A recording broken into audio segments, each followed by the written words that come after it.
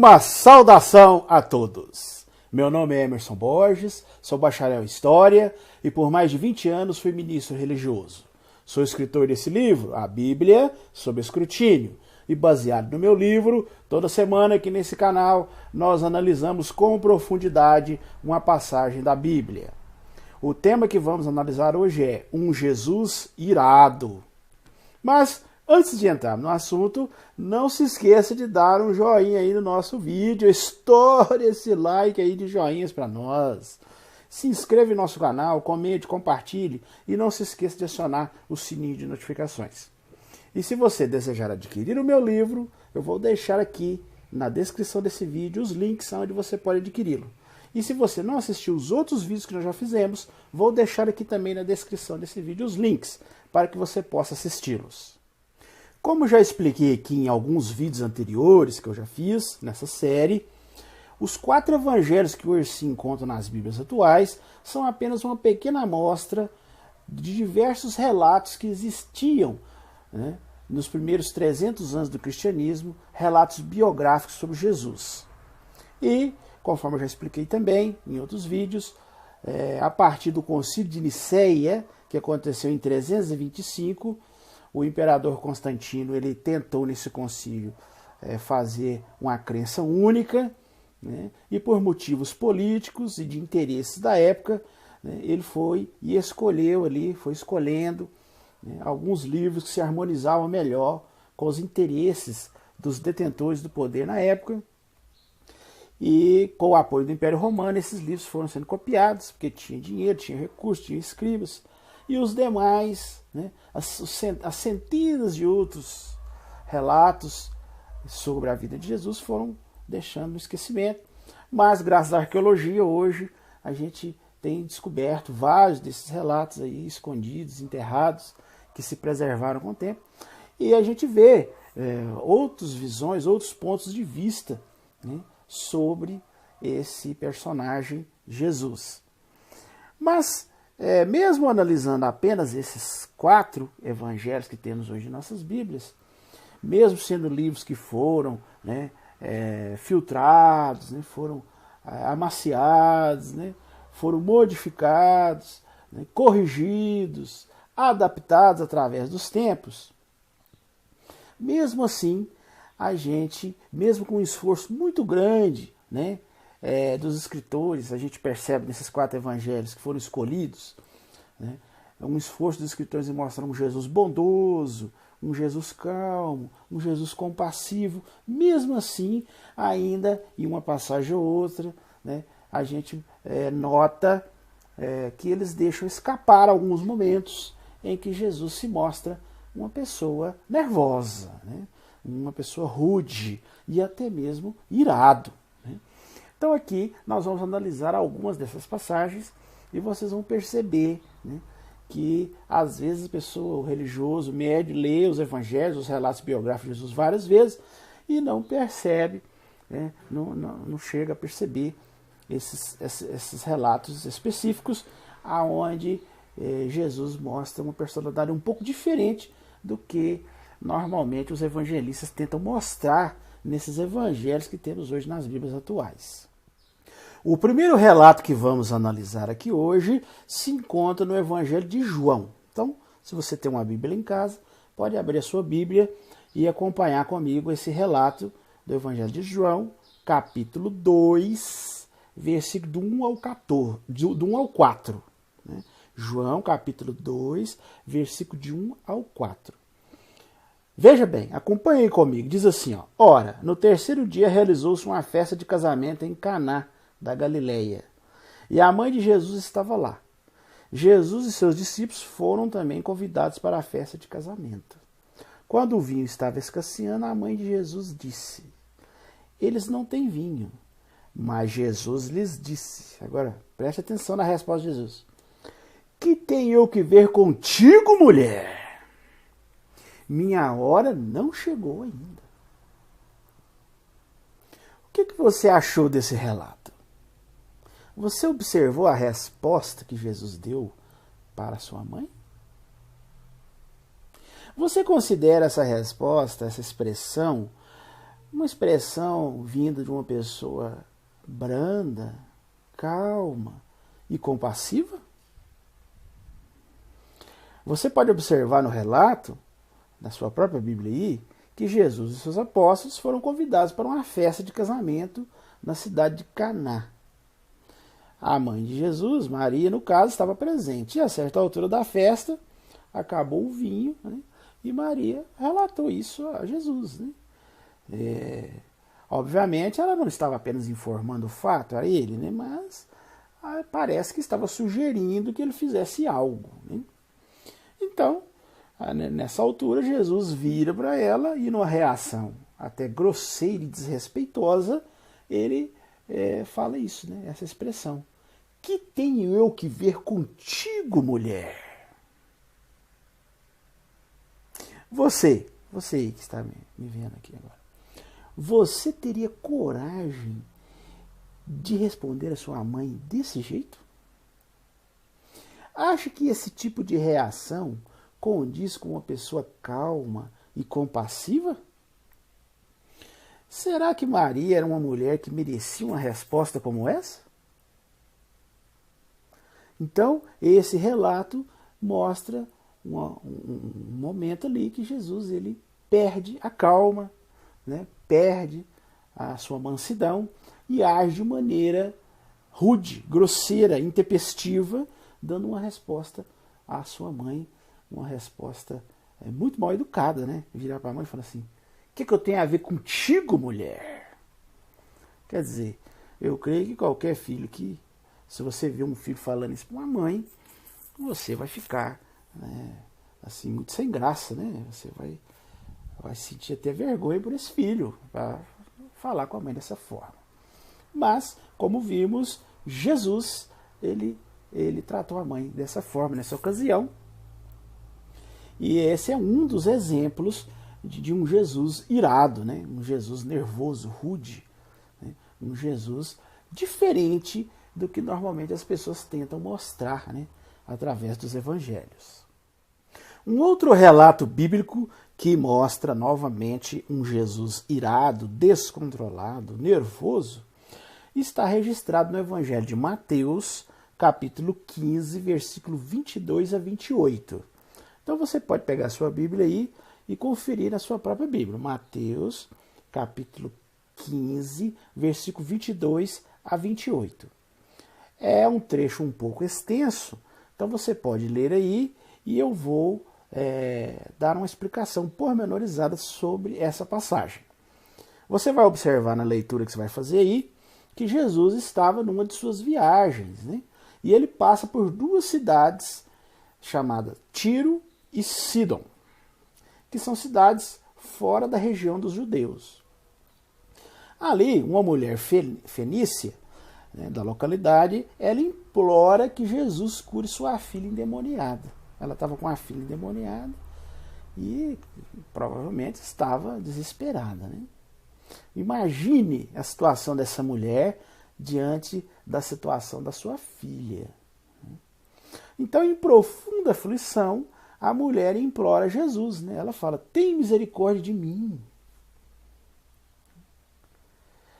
Mas Jesus, primeiro, ignora a mulher, né? Porque o relato diz que ele não lhe respondeu nenhuma palavra. Então, Jesus ele ignora totalmente essa mulher desesperada. Mas os discípulos ficaram até sem graça com essa reação de Jesus, né? Falaram assim: gente, uma mulher desesperada, implorando, e o mestre que nem bola dá, né? Ignora por completo a mulher. Então, os discípulos intercedem. Olha bem, né? Os discípulos começam a solicitar que ele fizesse algo. Mas Jesus vira para os discípulos e responde de maneira fria. Ele diz assim: não fui enviado a ninguém, senão as ovelhas perdidas da casa de Israel. Olha só, né? Então aí ele demonstra um preconceito muito comum entre os judeus da época. Porque os judeus da época se achavam especiais, escolhidos por Deus, né? E desprezavam completamente as pessoas de outras nações. Mas a mulher, ela não desistiu. Provavelmente ela estava assim, numa aflição tão grande que ela continuou, né, interpelando Jesus. Segundo o relato que você pode acompanhar na sua Bíblia, ela chega e começa a prestar homenagem a Jesus e pedindo novamente: Senhor, me ajuda. Olha bem, né, a humildade dessa mulher, mesmo depois de Jesus a tratar de maneira fria, primeiro ignorá-la completamente e depois, apesar dos pedidos dos apóstolos, ele falar que não foi enviado para pessoas que não fossem os judeus, quer dizer, desprezando totalmente essa mulher, ela continua insistindo, né? Ela continua insistindo, presta até uma homenagem a Jesus, dizendo: Senhor, ajuda-me, né? Veja só, mesmo diante de tanta frieza e preconceito, a mulher humildemente presta uma homenagem a Jesus e suplica mais uma vez que Jesus a ajude. Será que agora Jesus finalmente vai se sensibilizar e curar a filha da mulher? Você deve ter observado aí quando você leu o relato. Ele não faz isso. Veja a resposta de Jesus: não é direito tirar o pão dos filhos e lançá-los aos cachorrinhos. Olha só a resposta de Jesus. Mais uma vez, Jesus recusa a ajudá-la. E pior, compara a mulher a um cachorro. Os judeus em geral consideravam os não-judeus, né, como sendo um animal cerimonial impuro, né, como um cão. Pelo visto, Jesus, através dessa resposta, partilhava desse mesmo ponto de vista. Porém, o mais interessante vem agora. Apesar de ter sido ignorada e depois desprezada por não ter nascido uma judia, né, e finalmente comparada a um cachorro, né, que era um animal que os judeus consideravam impuro, um animal cerimonialmente impuro, né, a mulher ainda consegue dizer, ela diz assim: sim, Senhor. Olha a resposta da mulher: mas realmente os cachorrinhos comem as migalhas que caem da mesa de seus amos. Olha só a humildade dessa mulher. E a aflição que provavelmente ela estava, naquela angústia, tentando que a sua filha fosse curada ali, né? Aí, diante de tudo isso, depois de tanto se esquivar, Jesus finalmente reconhece a fé da mulher e cura a filha da mulher. Mas eu pergunto a você aí, que está me vendo, como você reagiria nessa situação? Será que você ia ignorar essa mulher tantas vezes, assim como Jesus fez, até a humilhando, né, chamando ela de cachorro? O que você achou dessa reação de Jesus? Diga aí para mim.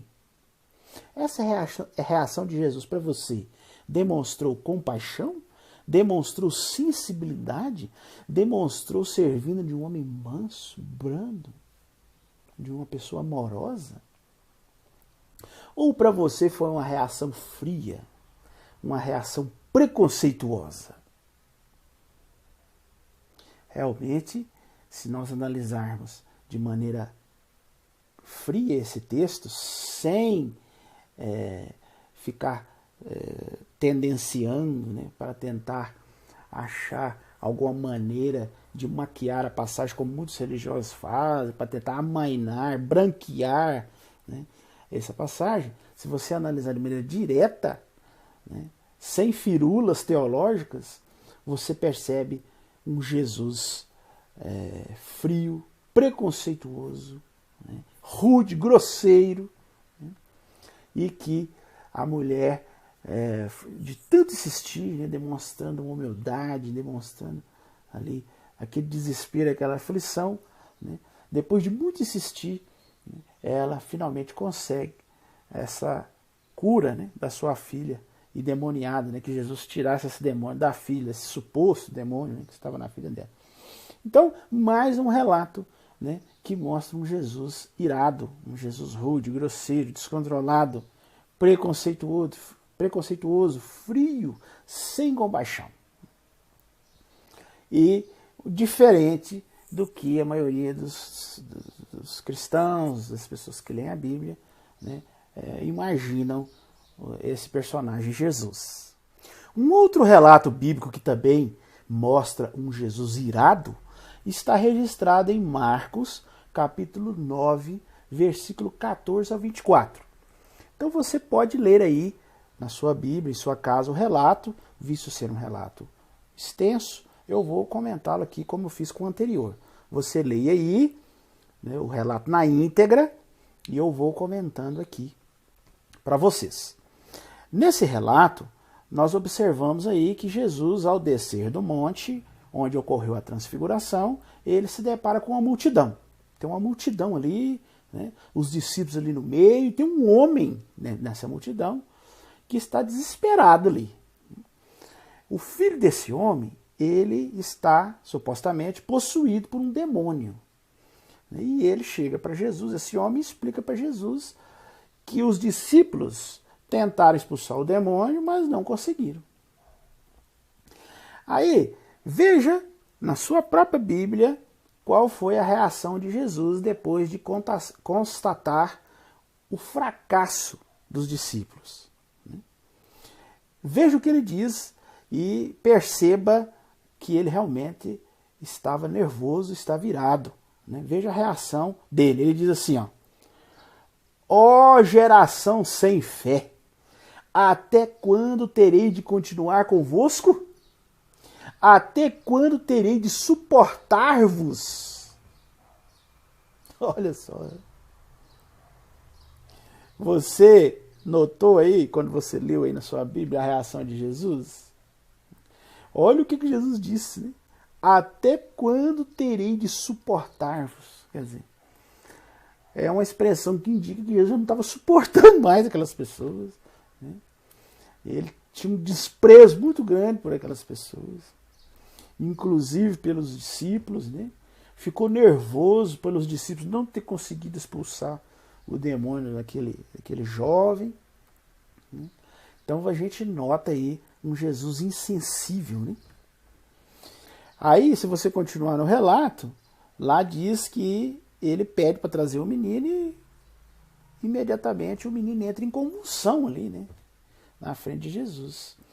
Aí o homem explica a situação a Jesus, né? E depois implora para Jesus. Ele diz assim, se puderes, tem pena de nós e ajuda-nos.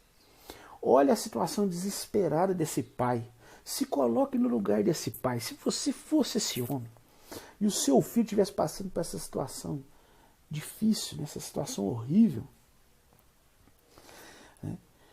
Veja bem, como você se sentiria ao chegar num suposto mestre, que a maioria falando que era um mestre bondoso, amoroso, né, compassivo, e ele vira para você e para todas as pessoas ali em volta e fala que não estava suportando mais essas pessoas. Fica nervoso, agressivo, né? E ainda vira e fala, por quanto tempo eu vou ter que suportar vocês? Né? Realmente, uma reação que, se nós estivéssemos no lugar desse homem, com certeza ficaríamos assustados. Mas esse pai desse jovem estava tão desesperado, era uma pessoa tão humilde, que ainda implora Jesus, mesmo depois dessa reação de Jesus. Né? E aí, você viu qual foi a reação de Jesus a esse pedido do pai do jovem? Jesus responde dessa forma, olha bem. Se puderes, ora, todas as coisas podem suceder aos que têm fé. Porque o homem pergunta, né? Humildemente, se puderes, tem pena de nós e ajuda. Aí Jesus, se puderes, quer dizer, né, Jesus desprezando o homem totalmente, falando assim, se puderes, né? Quer dizer, Jesus encarou a pergunta do homem, que estava desesperado, como se o homem estivesse duvidando dele. Se puderes, todas as coisas eu posso. Quer dizer, aqueles que têm fé, tudo pode. Quer dizer, ainda fala que o homem não tinha fé, né? Ainda começa a falar que aquelas pessoas ali não tinham fé, né? Ele fala no começo, né? Até quando, ó geração sem fé, terei de continuar convosco? Então, se coloque no lugar desse homem. Aí o homem ainda fica mais desesperado, né? Com essa resposta grosseira de Jesus, e suplica de novo. Olha a humildade dele. Ele fala, não, eu tenho fé. Ajuda-me onde necessito de fé. Então Jesus resolve expulsar o demônio. Depois de tudo isso, depois dessa novela toda, ele resolve expulsar o demônio. Se você estivesse ali observando esse acontecimento, que conclusão você tiraria da reação de Jesus? Para você, foi uma reação calma, branda, compassiva? Ou você acha que Jesus foi uma pessoa rude, grosseira, nervosa? Veja bem, né? Virar para as pessoas e falar assim: até quando teria de suportar-vos? Olha bem a resposta quando Jesus fala para eles. E depois o homem pergunta: se puderes, cure meu filho. Ele fala assim: se puderes, quer dizer, tudo pode para aqueles que têm fé. Porque ele já tinha falado antes que aquelas pessoas não tinham fé nenhuma, aquelas pessoas, né?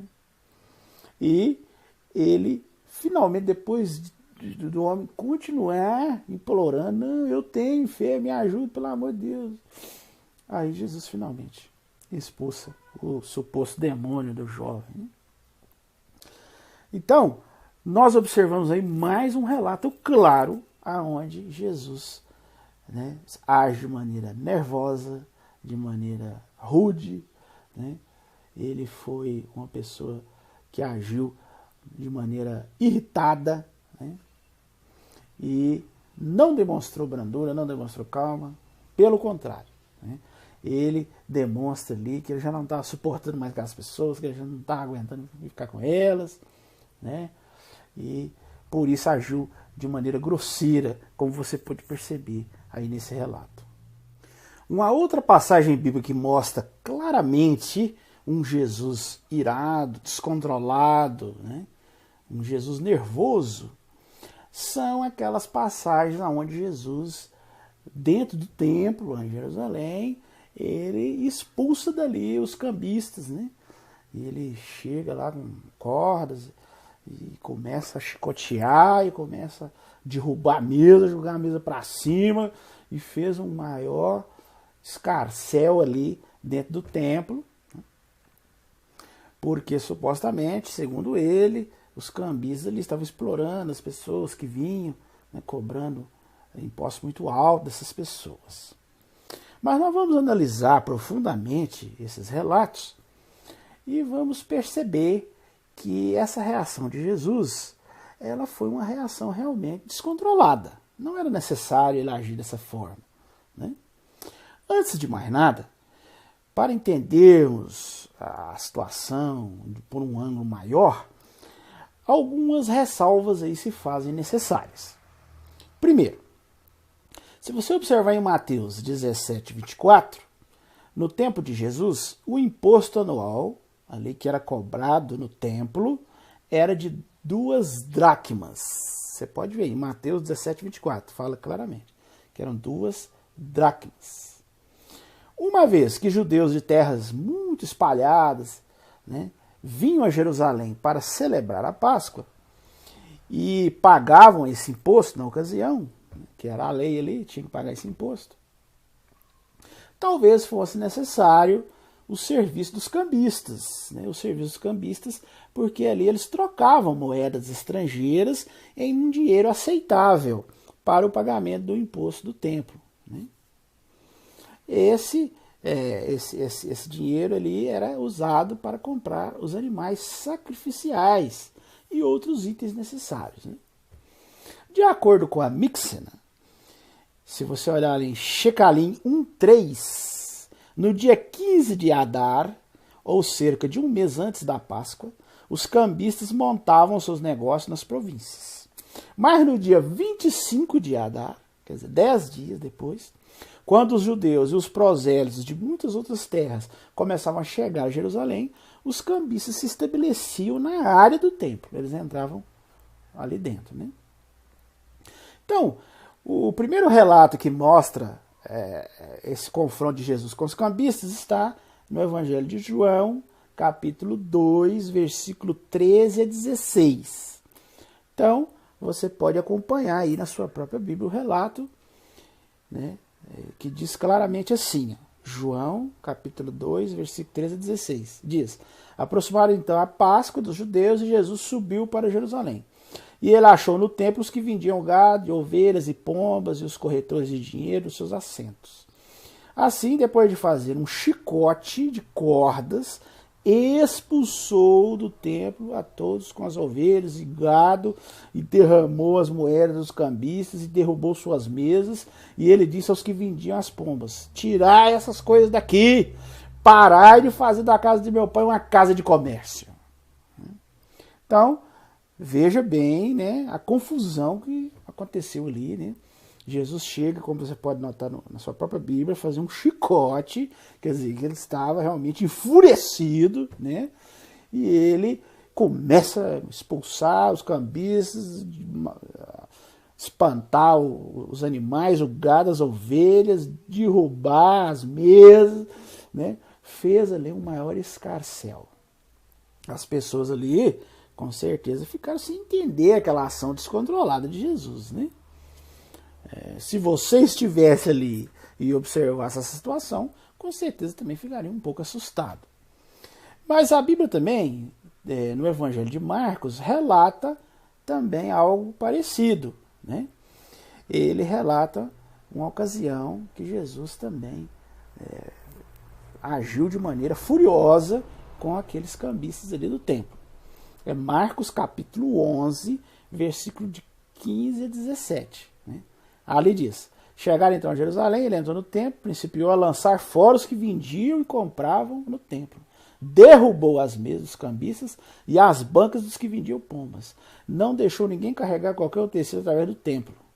Mas ensinava e dizia: não está escrito, minha casa será chamada de casa de oração para todas as nações? Mas vós fizestes dela um covil de salteadores. Quer dizer, chamou eles claramente de ladrões, né?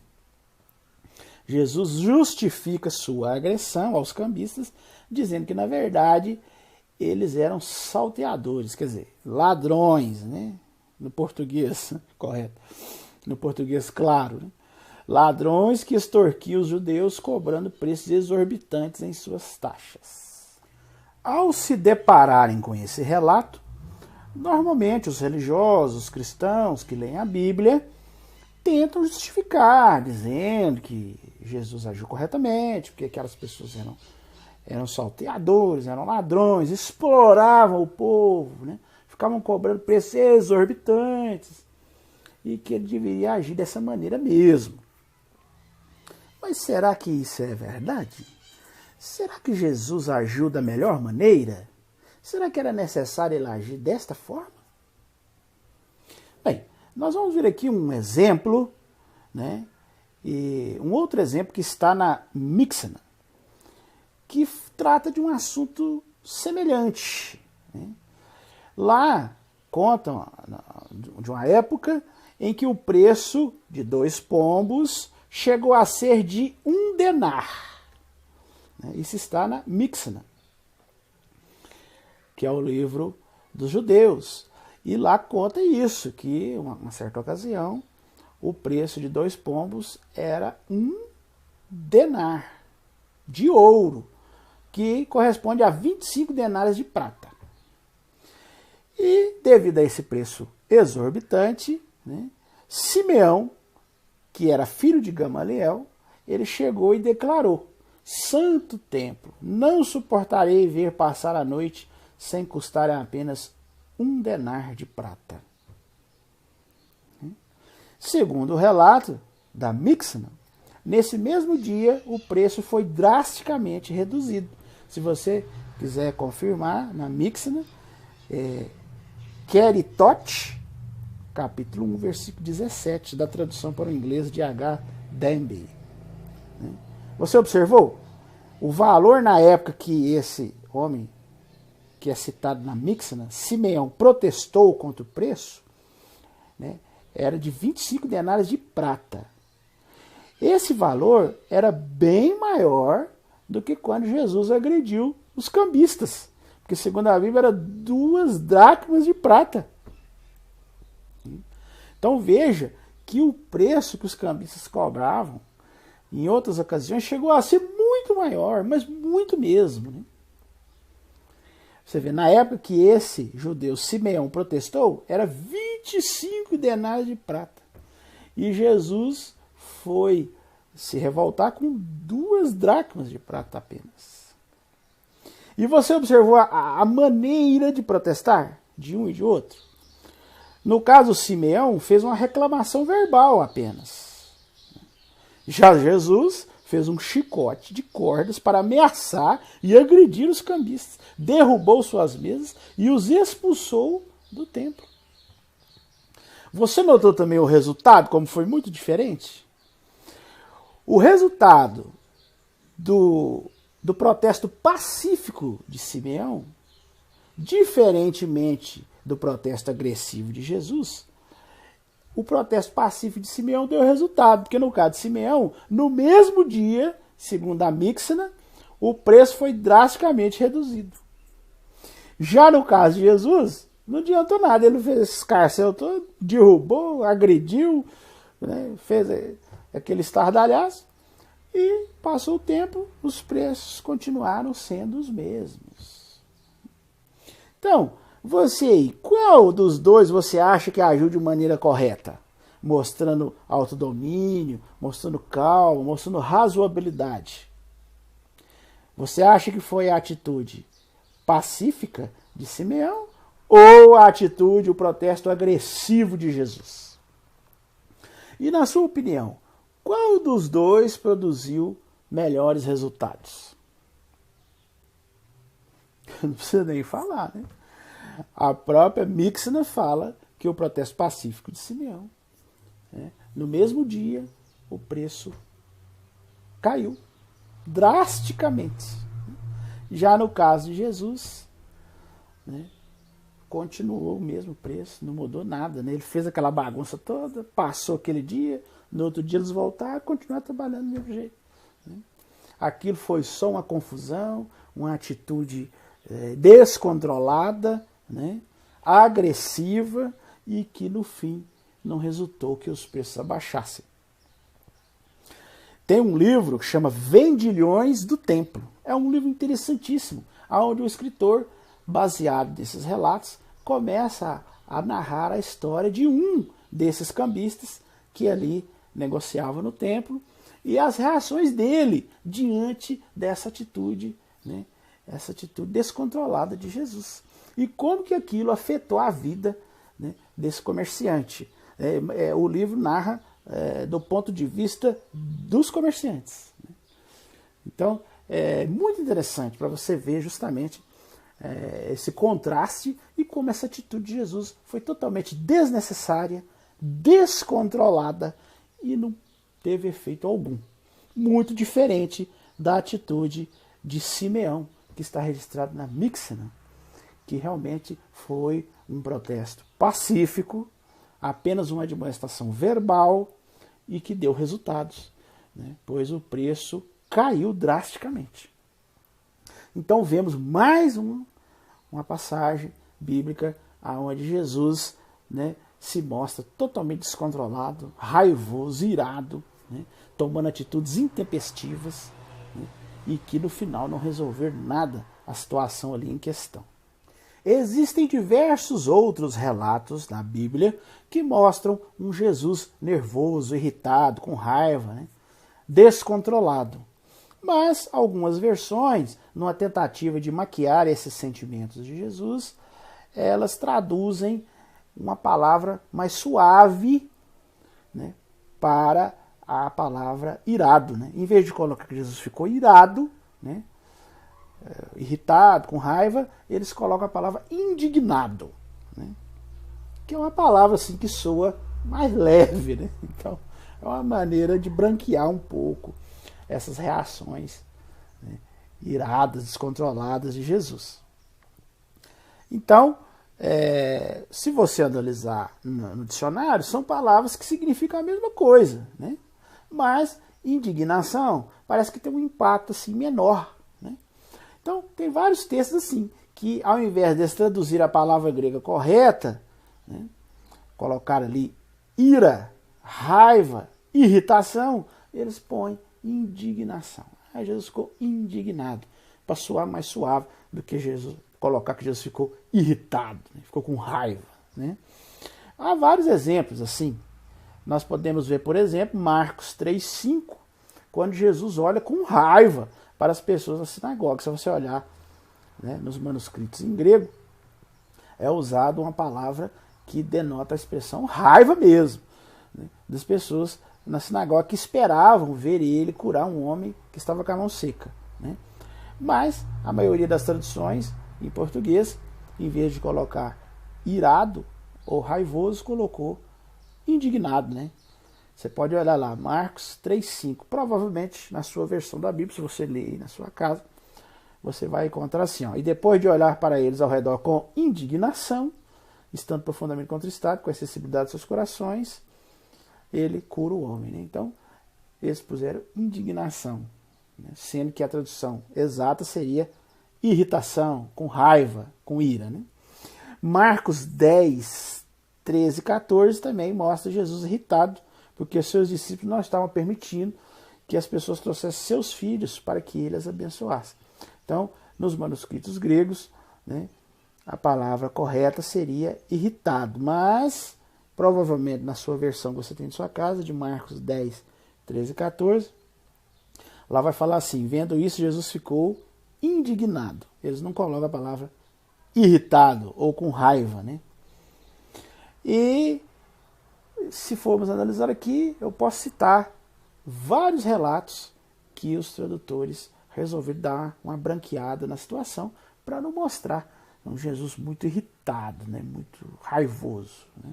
Então eles trocam, usam palavras mais suaves, como eu citei esses dois exemplos. A maioria dos religiosos, quando são contestados por esses relatos, elas tentam justificar, né? Ah, mas não tem problema, né? O que tem Jesus uma vez ou outra ficar irritado, ficar nervoso, ficar descontrolado, às vezes até grosseiro, rude, agressivo? O que tem, né?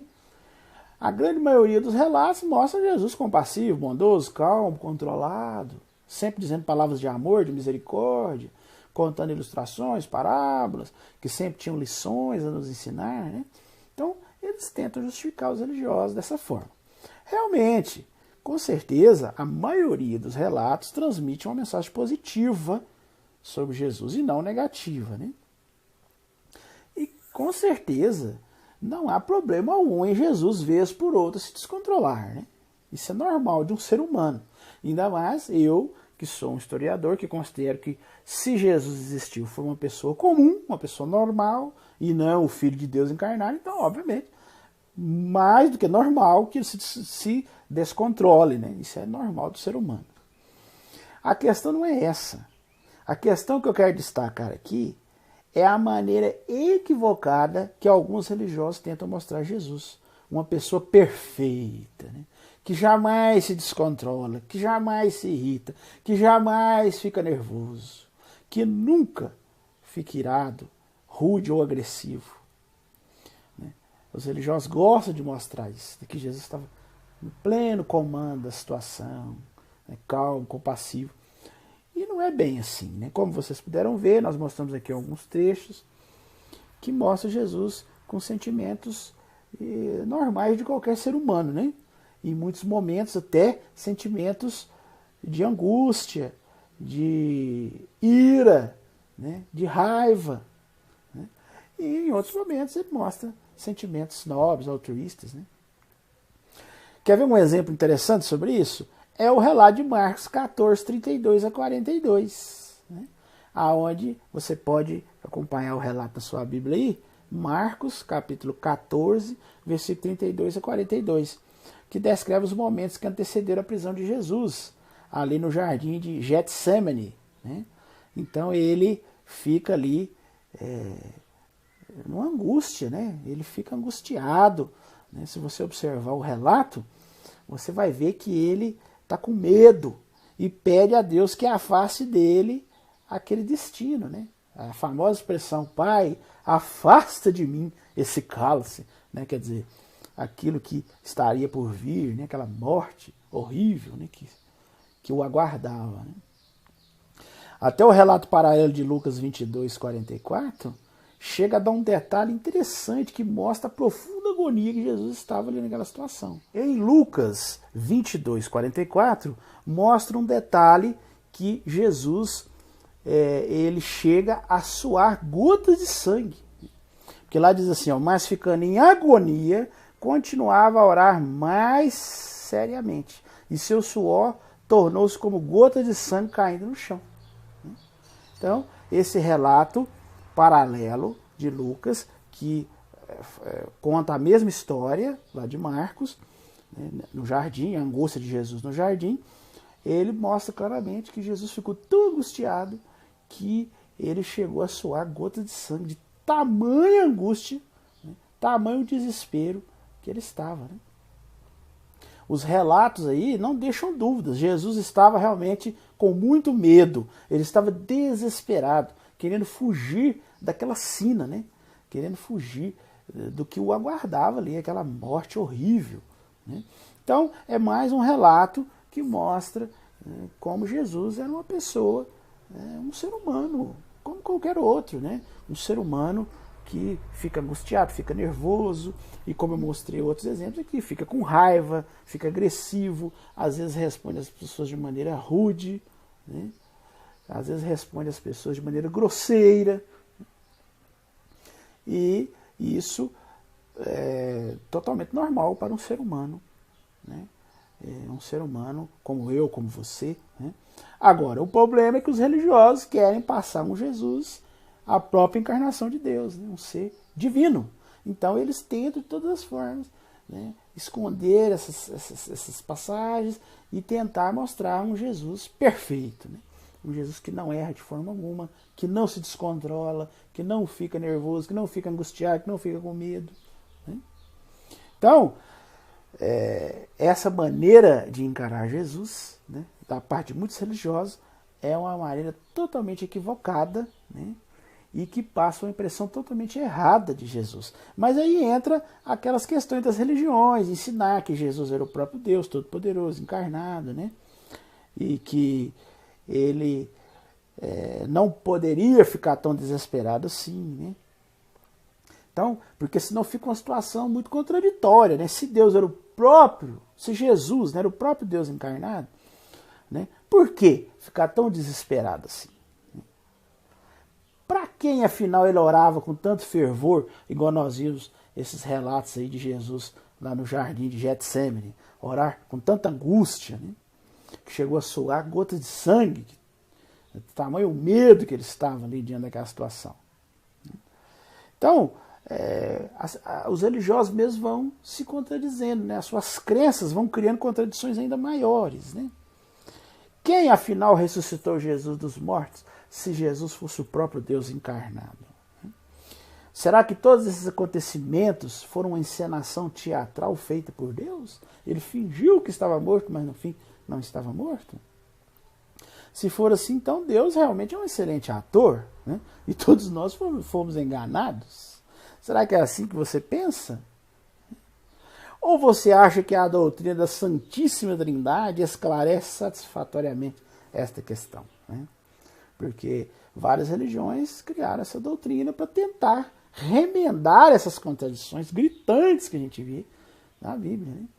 Não, mas ali, né, o Pai, o Filho e o Espírito Santo são um só, né? São três, mas ao mesmo tempo um. Né? E as pessoas, a maioria das pessoas não entende nada, né? Eles tentam explicar essas contradições enormes com explicações complicadíssimas, né? Explicações totalmente sem fundamento, mas que a maioria dos religiosos aceitam, né? Isso é um mistério, né? Isso aí é difícil de entender. Deus é uma pessoa difícil da gente entender a complexidade de Deus, né? E ficam se apegando nisso aí, né? Agora, independente se você acha que a doutrina da Trindade consegue resolver essas contradições, essas incoerências, independente disso, a questão é que uma coisa é certa: esses debates teológicos sobre a essência ou a natureza de Jesus têm se arrastado por milênios. Né?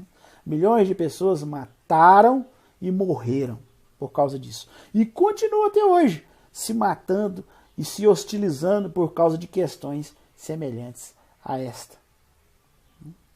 Mas isso aí é uma questão que, infelizmente, né, nós temos que lidar com isso, né? As religiões, com as suas disputas teológicas, né, causaram tantas mortes, tantas guerras, tantas violências, tanta desgraça na humanidade, né, que se a gente for colocar numa balança o que as religiões já fizeram de bem e de mal, né, com certeza as coisas ruins se destacam muito mais, né, tiveram um peso muito maior.